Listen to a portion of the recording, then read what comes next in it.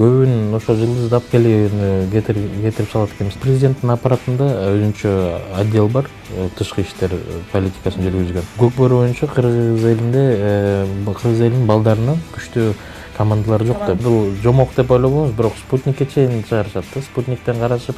Ал жерге жергиликтүү журналисттер киреби? Чогултуп, анан кийин ушул улуу көчмөн күрөшүнө чыгарган да. Ошол оюндарды ачып атса, жамгыр жаап, шамал болуп атса, бул өтө эле туура эмес болуп калат го дейм. Саламатсыздарбы, назарыңыздарда рандеву.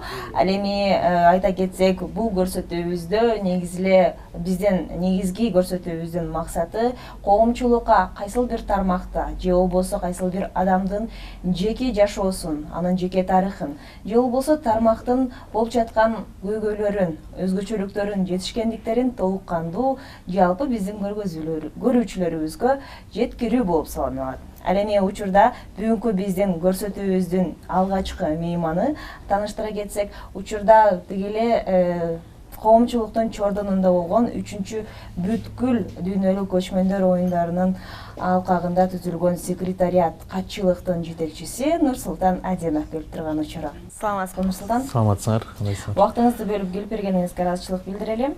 Адегенде эле бул секретариат катчылык жөнүндө сөз кылсак, негизи эле бул катчылык бул бүткүл дүйнөлүк көчмөндөр оюндарын уюштуруу кызматын аткарат. Андан сырткары негизги максат, идея эмнеде? Чоң рахмат. Бул катчылыктын түзүлүшү ар бир дүйнөлүк чоң долбоорлордун өткөзүүсүндө бир катчылыктар уюштуруучу комитеттер түзүлөт. Ал комитет ошол группа адамдар, иштөөчүлөр эң ушу долбоордун эң чоң жумушун, болгон толук уюштуруучу жумушун ошол адамдар жүргүзөт. Бизде дагы биздин өлкөбүздө, Кыргыз Республикасында ошол уже биз эми 3-чү оюндарга келдик. 3-чү оюндар боюнча биринчи оюндан баштап биздин катчылыгыбыз иштейт. Катчылык экс-президент Алмазбек Шашеничтин астында түзүлгөн.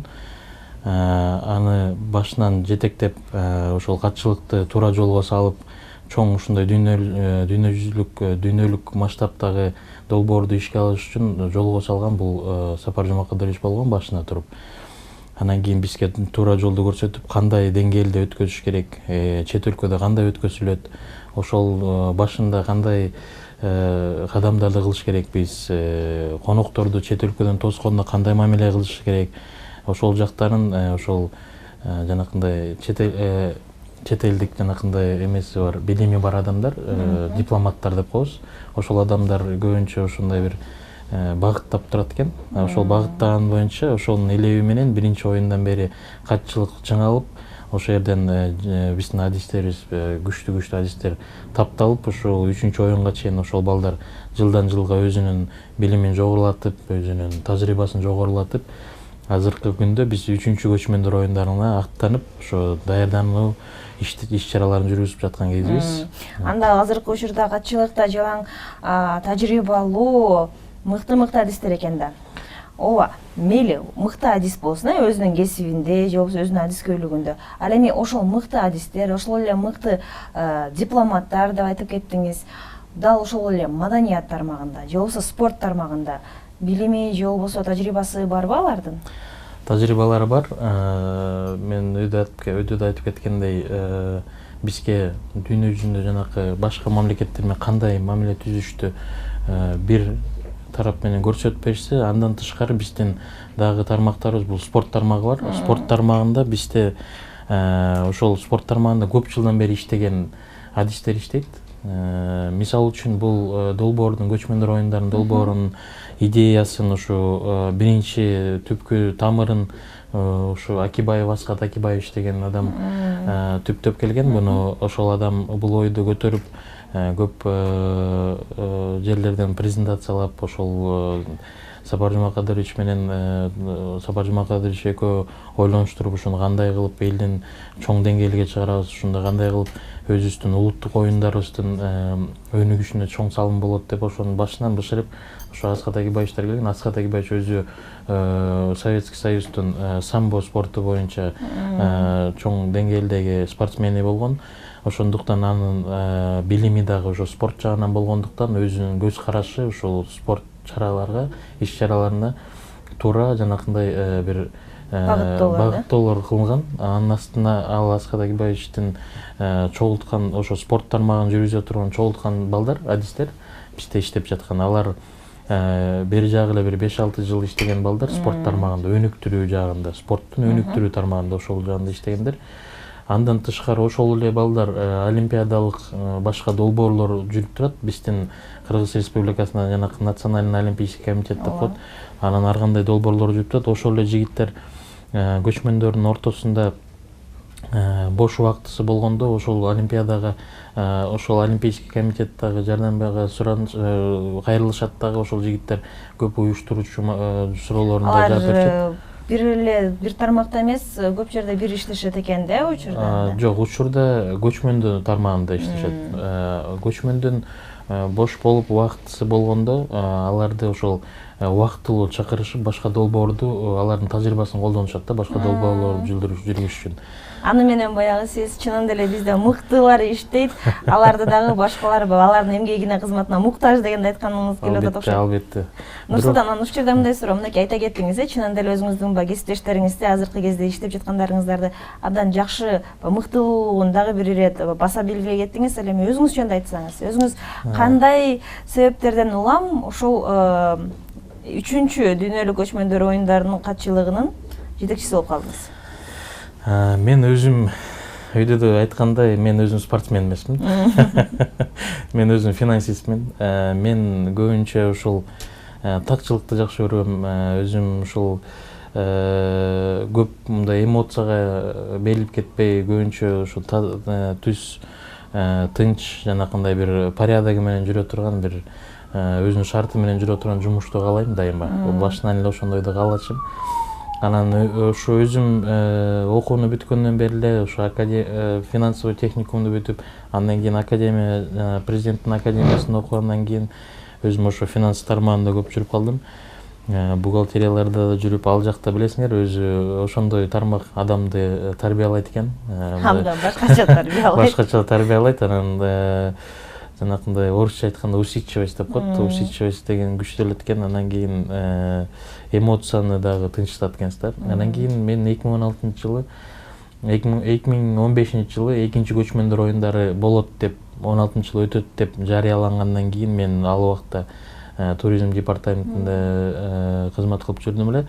Анан кийин бул көчмөндөр оюндары ошо туризмди өнүктүрүү долбоор дегенинен туризм болгон өзүнүн күчүн ошо уюштуруу жагына дагы жардам беришкен катчылыкка. Ошол жактан туризмден да мен көп чуркап калдым ушул көчмөндөр оюндары боюнча. Анан мен спорт жагынан катуу күчтүү адис деп айта албайм, бирок мындай болот экен да, чоң долбоорлордо күчтүү адистер чогултулганда, бирок алар ар тараптуу адистер болот да. Бирөөсүнүн тармагы спорт, бирөөсүнүн тармагы маданият, бирөөсүнүн тармагы илимий иштер, бирөөсүнүн тармагы журналистика, бирөөсүнүн тармагы социалдык, бирөөсүнүн тармагы уюштуруучу бир суроолор, бирөөсүнүн жөндөмө болот эмеспи ар бир адамдын өзүнүн?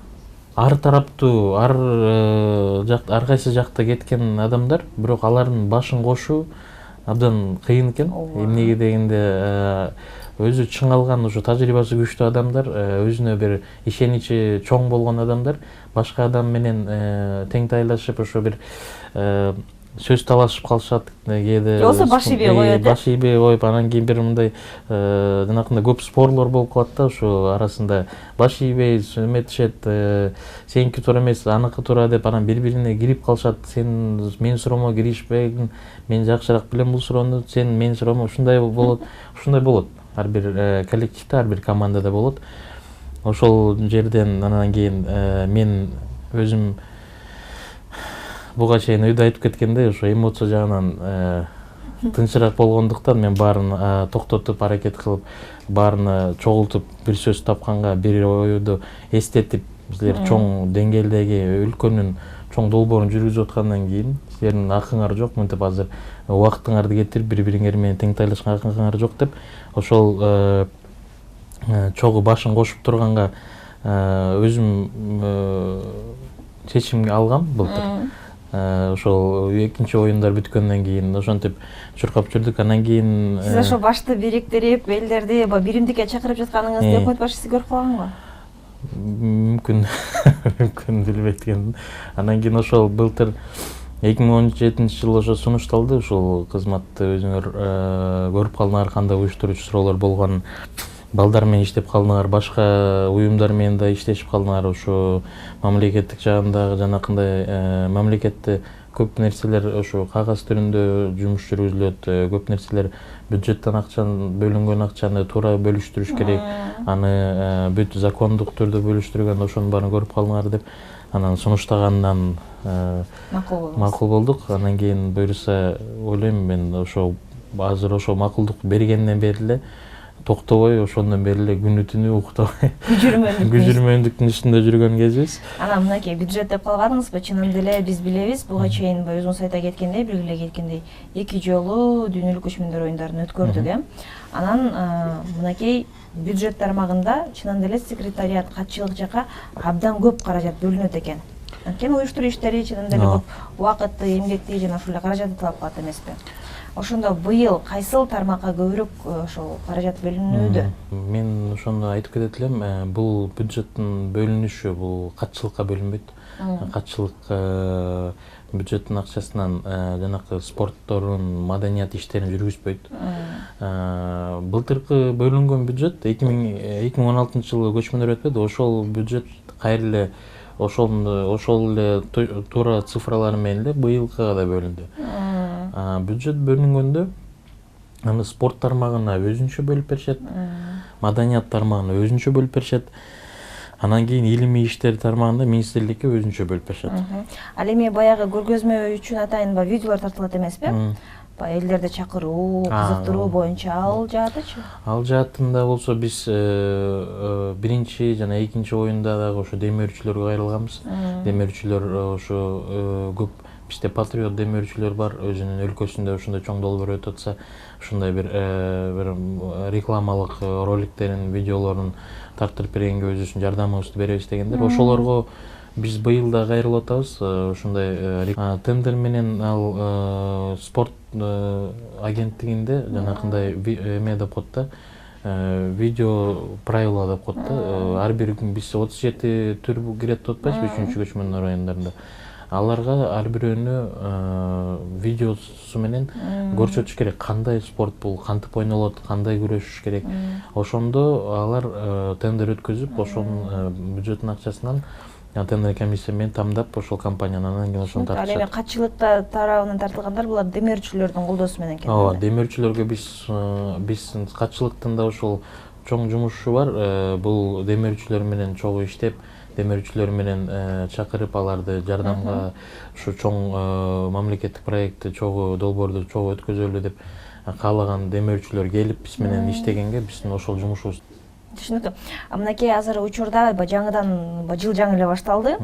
Ал эми көчмөндөр оюндары үчүнчүсү күзгө деп пландаштырылууда. Бирок азыркыга чейин так убактысы, сааты белгилене элек. Ооба.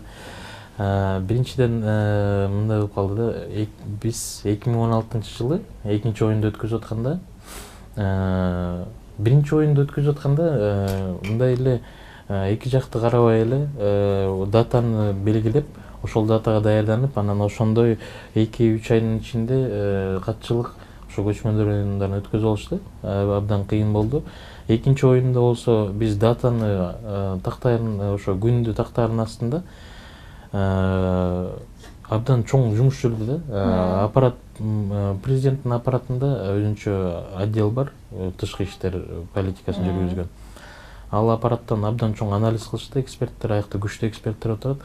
Алар ошол дүйнө жүзүндөгү жанакындай түз эфирди көрө турган сааттарынан бери кайсы күнү кайсы күнү кайсы мамлекетте канча адам телевизор көрүшөт.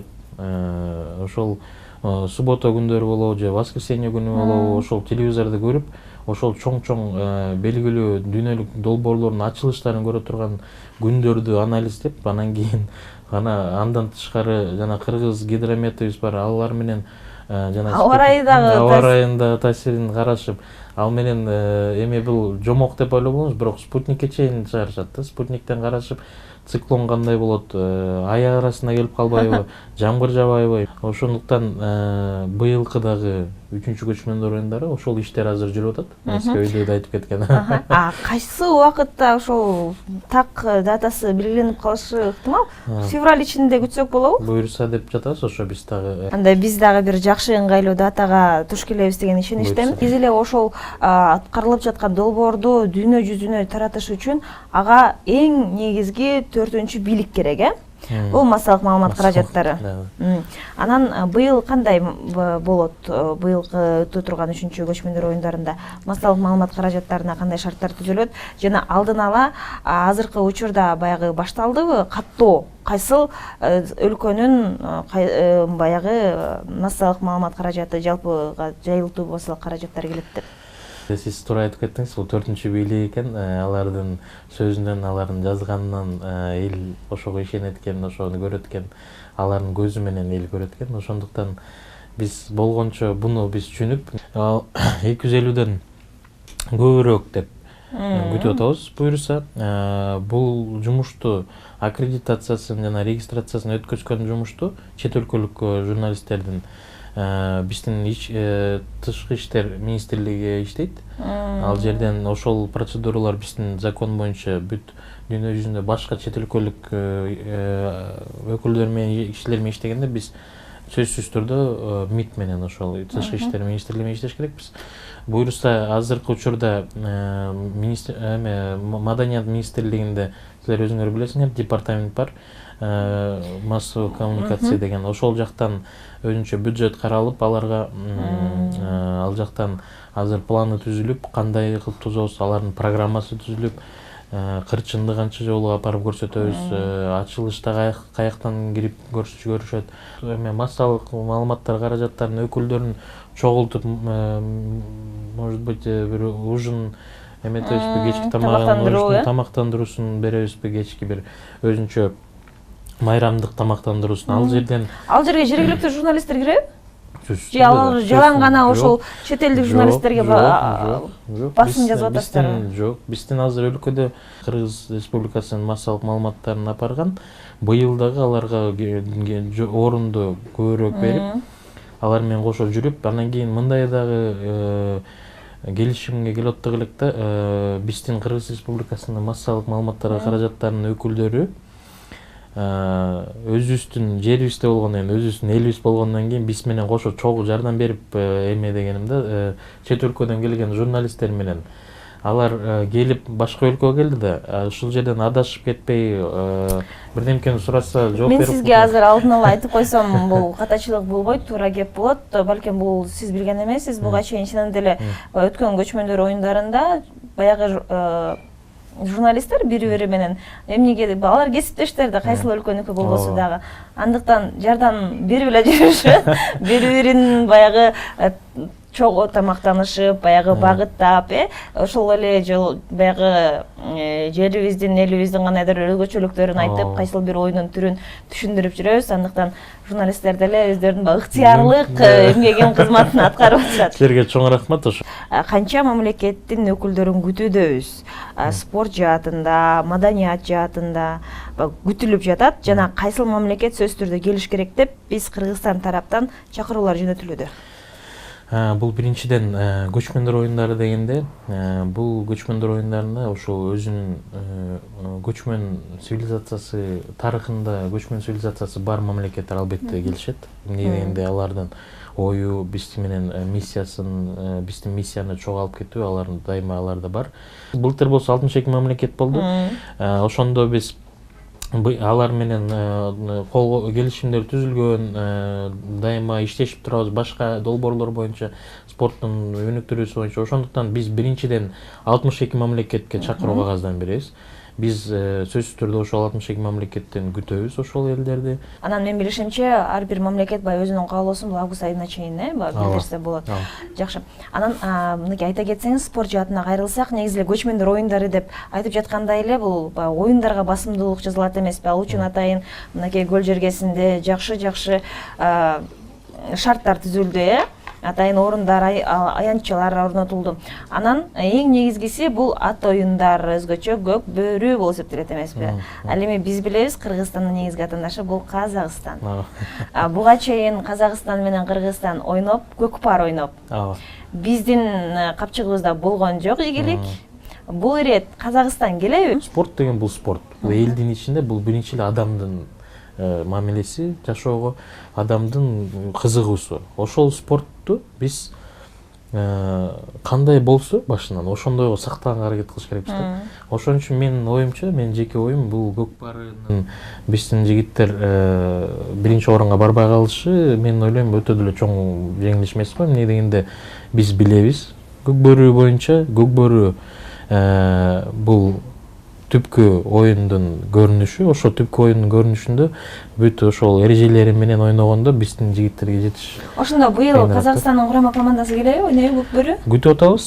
Мен ойлойм ар кандай сөздөр боло берет элдин арасында, там казактардыкы утулуп калды, кыргыздардыкы күчтүүрөөк, анан кыргыздардыкы жетешкеринче ошондой болот. Андай болбосо дагы канчалык эметсе дагы бирок казак туугандарыбыздан да келишет, биз күтөбүз. Анан Нурсултан айта кетсеңиз, быйылкы көчмөндөр оюндарында дагы бир өзгөчөлүгү, мында бир жаңы спорттун түрү киргизилиптир. Ошол токтоло кетсеңиз ошол боюнча. Ошол мен өйдөдө айтканда Аскат Агибаевич деп айтып кетпедимби? Ал адам ошол спорт жагында жүргөндүктөн анан ушул идеяны көтөрүп, ушул жаңы көчмөндөр оюндар деген формат киргизип аткандан кийин быйыл ошо 3-чү оюндарда бул оюндар биздин оюбуз боюнча биз тиленип атканыбыз, бул оюндар бир 2-3 кылым өтө турган оюндар.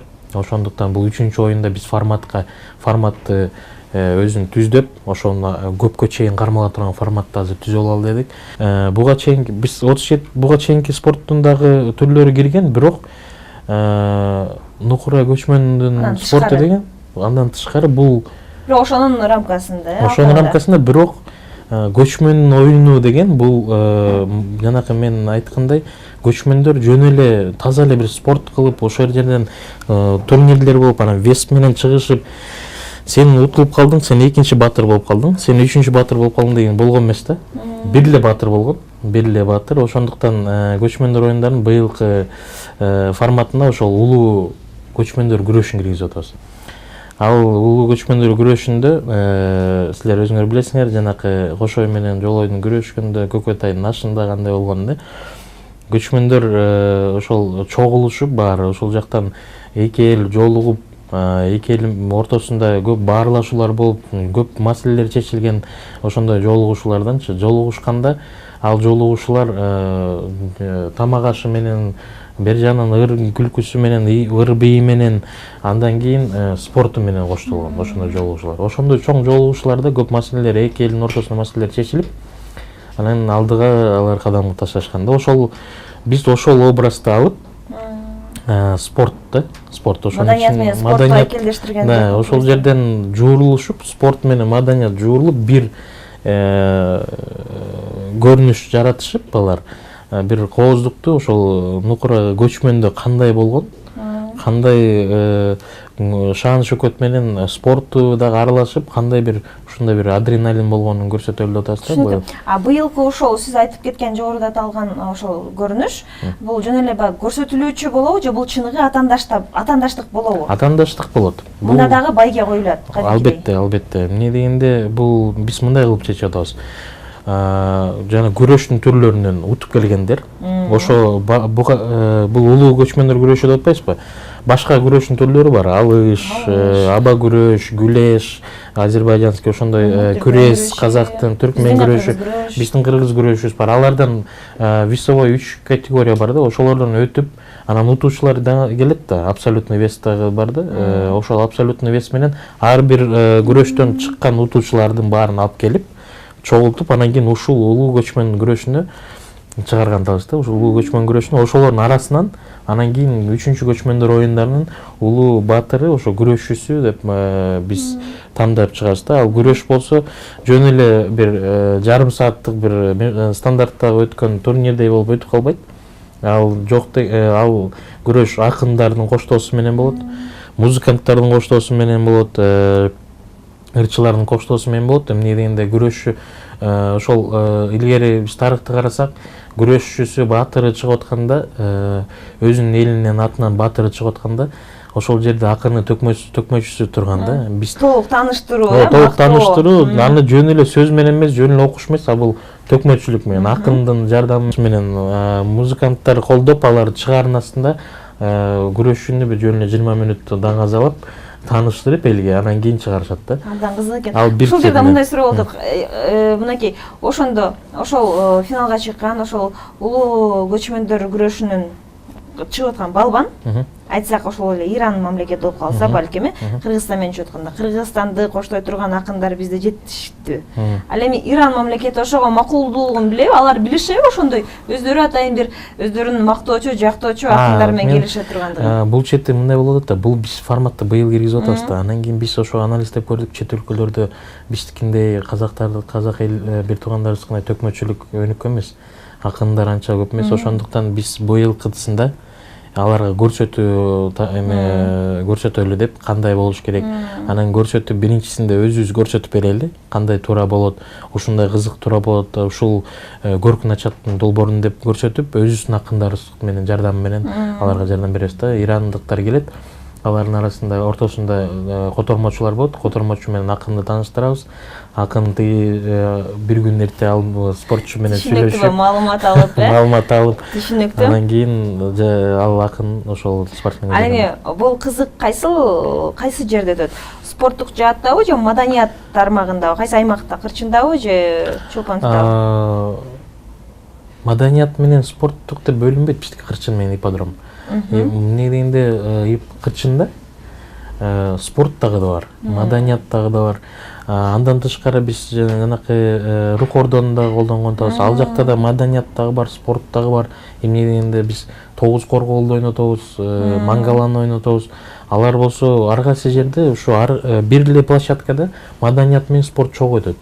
Биз бирок могу сиз сурай бериңиз, ошо улуу күрөштү кырчынга деп ойлоп атканбыз.